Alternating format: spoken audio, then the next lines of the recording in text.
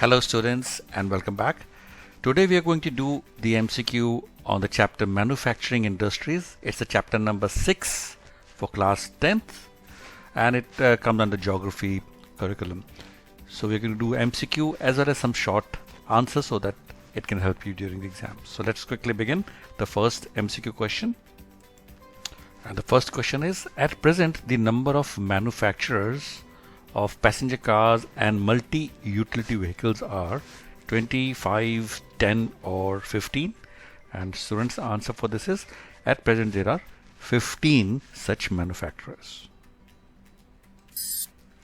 India occupies the first place in the production of gur and khansari, sugar, jute or all of the above, and students' answer for this is India occupies the first place in the production of gur and khansari. For the sugar, India occupies the second place. So if we refer the book, students, India stands second as a world producer of sugar, but occupies the first place in the production of gur and khansari.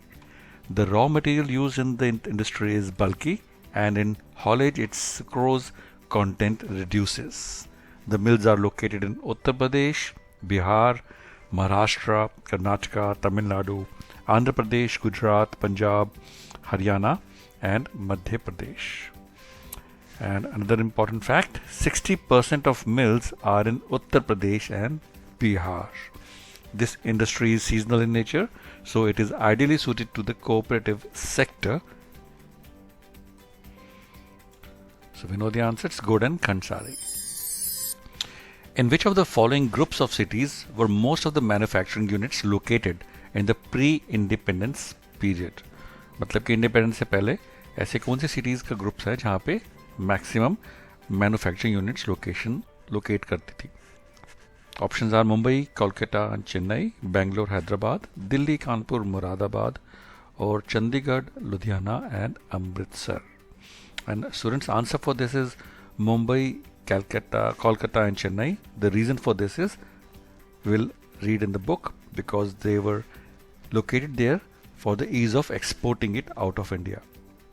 So if we refer the book, in the pre-independence period, most manufacturing units were located in places from the point of view of overseas trade. So if a question comes why they were located there, so answer is because of point of view of overseas trade, such as Mumbai, Kolkata, Chennai. Consequently, there emerged certain pockets of industrially developed urban centers surrounded by huge agricultural and rural hinterland. So answer is Mumbai, Kolkata and Chennai. India ranks dash among the world crude steel producers. Options are 2nd, 9th, 1st and 10th. And students' answer for this is India ranks 2nd among the world crude steel producers. Let's also refer to the book for some interesting facts which may come in exam also.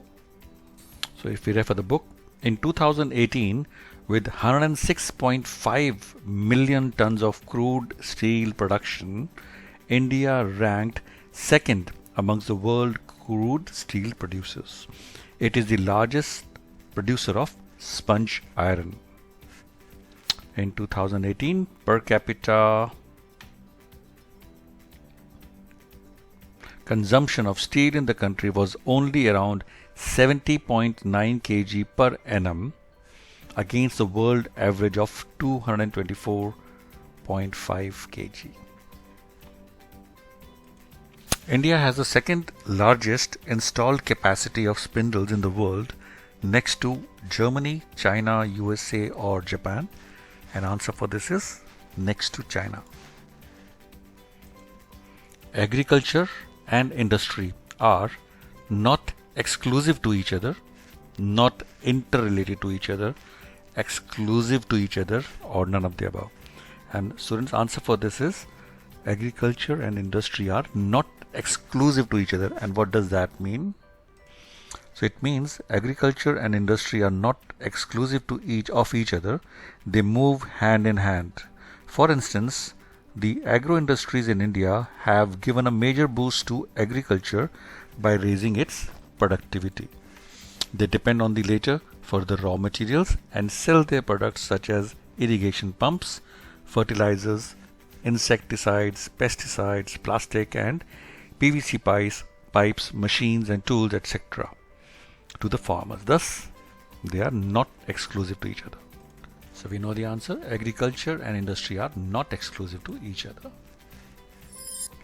Industries that use minerals as raw materials are called basic industries, agro-based industries, forest-based industries or mineral-based industries. That's very easy. We know it is known as mineral-based industries. Let's also read a little bit what type of industries are there. So if we refer the book, on the basis of source of raw materials used, the industries are agro-based. That means they use raw material of cotton, woolen, jute, silk, textile, rubber and sugar, tea, coffee, edible oil, etc. And mineral-based such as iron and steel industries, cement, aluminium, machine tools, petrochemicals. So these are the classification of industries. India exports yarn to Germany, Japan, China or Pakistan.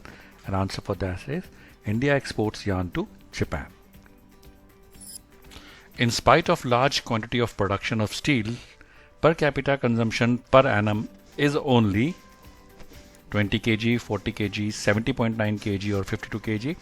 And students, in spite of large quantity of production of steel in India, the per capita consumption per annum in India is only 70.9 kgs. Let's read a little bit more about it. So if we refer the book, it says the consumption of steel in the country was only around 70.9 kg per annum against the world average of 224.5 kg. So India में काफी कम steel per capita per annum use होता है. How can industrialization assist in bringing in foreign exchange? Options are modernization of agriculture, removing dependence on agriculture by providing alternative employment, import of manufactured goods और export of manufactured goods. So बड़ा easy है. जब industrialization होता है तो जो manufactured goods होते हैं we export them, and when we export we get the money in foreign exchange. So that is how it assists in bringing in foreign exchange, by exporting of manufactured goods.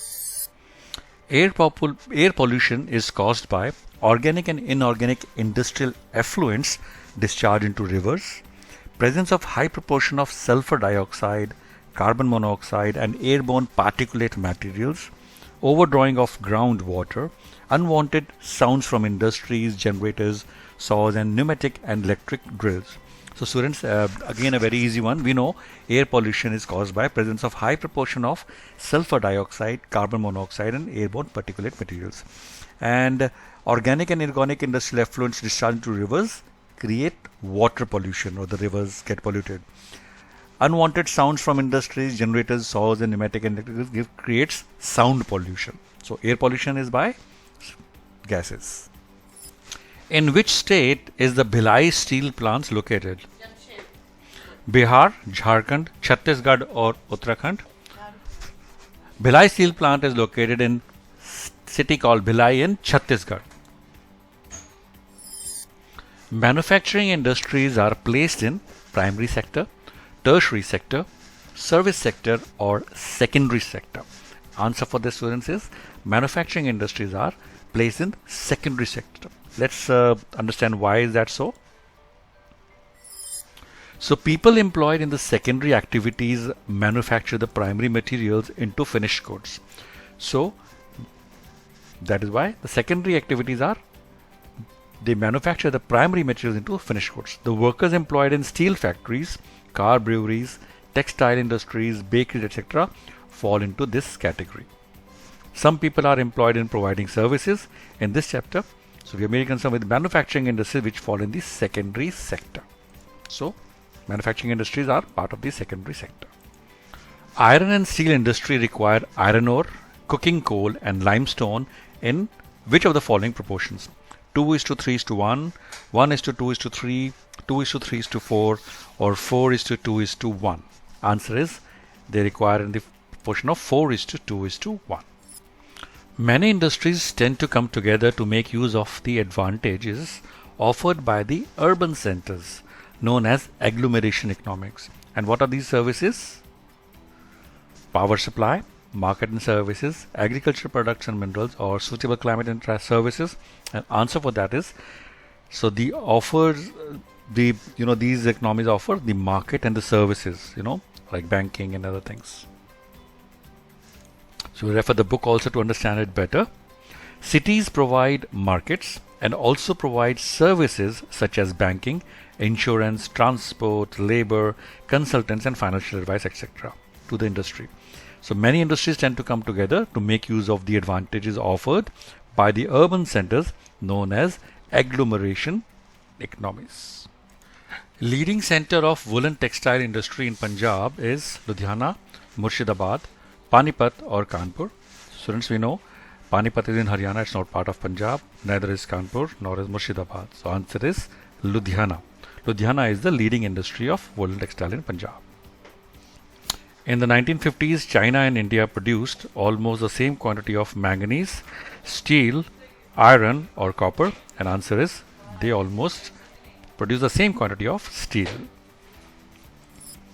Cotton textile industry is a forest-based industry, key industry, agro-based industry, or none of the above. And answer is cotton textile is based on the cotton crop, which is agro-based, so it is agro-based industry. And this brings to the last question of the part 1, students. Cotton, jute, silk, sugar, etc. are examples of textile industry, heavy industry, or agro-based industries, or none of the above. It's very easy again. It is based on the examples of agro-based industries. Thank you, students, for watching this video. I wish you all the success and good luck for your exam and life. Keep watching.